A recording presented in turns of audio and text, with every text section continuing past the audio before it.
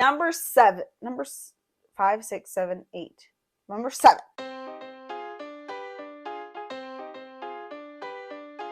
Hi, welcome to 7 things that allowed me to graduate early and debt-free. Mind you, this is coming from someone that grew up low income and is currently working at Google as a DEI Program Insights Specialist. Let's get into it. Just a little bit about me. I'm a first-generation college student, and I had no one to look to help me figure out the whole college situation, apply through FAFSA, apply to scholarships, anything that had to do with college. I was completely on my own. And that's not to toot my own horn, but it's to literally tell you, hey, if you are on your own, you are more than capable of doing this. Why? Because you are resourceful and resilient. Now, you may be wondering, why in the world would I want to graduate early? College is pretty dope. Yeah, well, college is also really expensive. And if you don't have the funds to actually support yourself in college, that extra semester could save you tons of money. So my goal was to be as efficient as possible with the classes that I took in order to graduate in 3.5 years. Now, I know how important it is for you to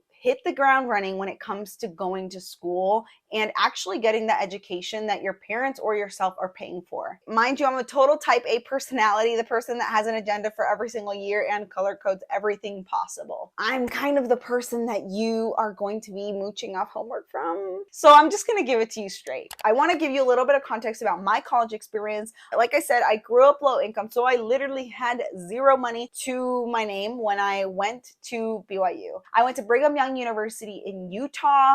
I believe my mom couldn't even drop me off because we just didn't have the funds, and that's completely okay. I was ready to kind of battle it on my own, and I was just determined to figure out. I was gonna get an education no matter what the frig got in my way, and money was definitely not gonna do that. I ended up majoring in finance. I graduated with a 3.83, which I'm really proud of because I worked my booty off for that GPA. My BYU experience was honestly incredible, and I really think college is what you make of it. I loved BYU primarily because it just has such good people, and I also met my husband there. But while I was there, I joined the BYU Triathlon Club. I was the president of BYU Tech Club, played rugby as a D1 athlete, which is pretty freaking dope. But most importantly, I graduated early and debt-free, which significantly impacted the financial success I have today. Number 1, do homework during teaching assistant hours. A teacher's assistant is someone that gets paid to help the professor during lectures, help them grade, help them answer questions during lectures and after. I want you to become BFFs with a teacher assistant, not because they're gonna help you and cheat your way through the system. No, we do things the right way here. But the reason why is because it's basically like having a private tutor. I mean, you are paying for it technically. If you go into teaching assistant hours and literally sit there and do your homework without any questions at the moment, a question is bound to pop up. And instead of sifting through a textbook, you have that person to walk you through that specific problem and not have to like sit there and bang your head against the wall. Number 2, make your own lunch. It is significantly more affordable, and you will save time by not having to stand in line in cafeterias. The literal lunch that I had every single day, I don't even know how I didn't get sick of it, was just a turkey cheese sandwich with mayo, a granola bar, an apple, and some water. For breakfast, I would have oatmeal every single morning. These 2 meals were extremely affordable, and the only times that I got a little fancy was when I would have steak or, milanesa for dinner. Let's say you have to go to the cafeteria. Sometimes your classes will be on the opposite end of the cafeteria, and you'll have to walk all the way over there. So if you have your own lunch and you're carrying it in your cute little lunch box, then you won't have to lug across campus. Instead, you can just eat where you are. Number 3, take classes that meet your general ed requirements and major requirements. Now, what the frick does that mean? Okay, let me give you an example. So I majored in finance. If I am looking for a class that meets my general requirement, let's say one of the general requirements is math, let me try to find a math course that also my major is going to ask for. So let's say instead of taking algebra, which only meets my general ed requirement, let's take statistics, which meets both. This right here is the number one way that you will be able to graduate early. It is so common for people, obviously, to change majors, la-di-da, but if you are doing this, you are being as efficient as possible with your time and the college classes that you take. How am I going to make sure that the classes that I'm taking are actually meeting both? The best way to do this is by meeting with your major counselor. I met with them every single semester to make sure I was on track to graduating early. But mind you, sometimes the counselors themselves will make mistakes. And so you need to be as sure as possible and maybe even ask for a second opinion. Something that also helped me and kind of goes along with this is that I was very certain that I wanted to major in something in business. I know oftentimes a ton of people are over here changing their majors, which is completely normal. I knew that I wanted to major in business, but I didn't know quite what major. So I was in between marketing, accounting, and finance. There are classes though that all those majors require. Before I actually got into my program, because I had to apply, I looked at the 3 majors, looked at the different classes that all of them required,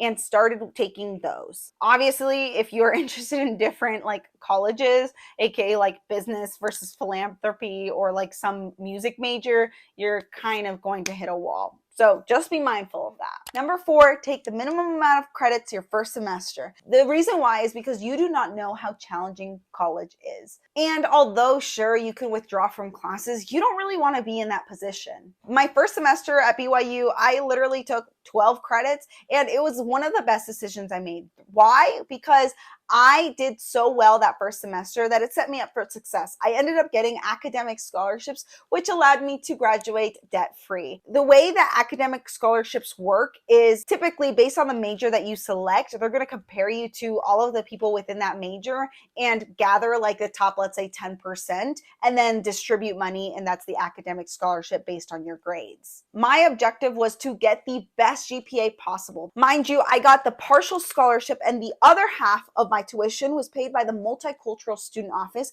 which I got through like a specific program that I did. By the end of my college career, I was able to take up to 17 credits while also maintaining my grades, which is what's important. Who cares if you can take a ton of credits if you're getting C's in all of them? I know it could be so tempting to be like, proud that, oh my gosh, well, I'm taking 15 credits. I don't want you to do that. I want you to be strategic with the credits that you take. If you are not getting good grades, it's likely because you are overloaded with credits. And if you are taking the minimum amount of credits and are still not getting good grades, that's because you need to focus more on school and also leverage your resources, aka teaching assistants. Number 5, make FOMO your best friend. If you don't know what FOMO is, it means fear of missing out. And everyone experiences this, especially in college, when there are so many activities and so many cool people just chilling outside, dropping it like it's hot, right? We already know. But I want you to treat your college like a 9 to 5. Yes, I was typically doing homework after 5, but the key word here is I tried to treat it like a 9 to 5. I did all of my hard homework during the day, specifically during the TA office hours. This basically left over the easier homework so that when I did go home and it's harder to relax and my friends are watching TV, I could literally go and sit down, watch TV while doing that super easy homework. I also knew that easier homework would require less thinking, less time, less focus. So why not do it later? You also know that that easier homework can be done literally an hour before class if it really gets to that point, which I highly do not recommend. Number 6, arranging your schedule. Mind you, this is my strategy, and this is what I honestly think was a make or break it for me because it made a drastic difference with my workload. Most people try to organize all of their classes like within like a massive block schedule. Let's say I'm gonna do all my classes Monday to Wednesday so that I have Thursday and Friday to do my homework. I think this is a terrible idea. Why? Because I often feel that we are most productive when we are also the busiest. So instead, what I did was I'd schedule a class, let's say 9 to 10 a.m., let's say statistics again. I wanted to reserve a block, a chunk of time between 10 to 11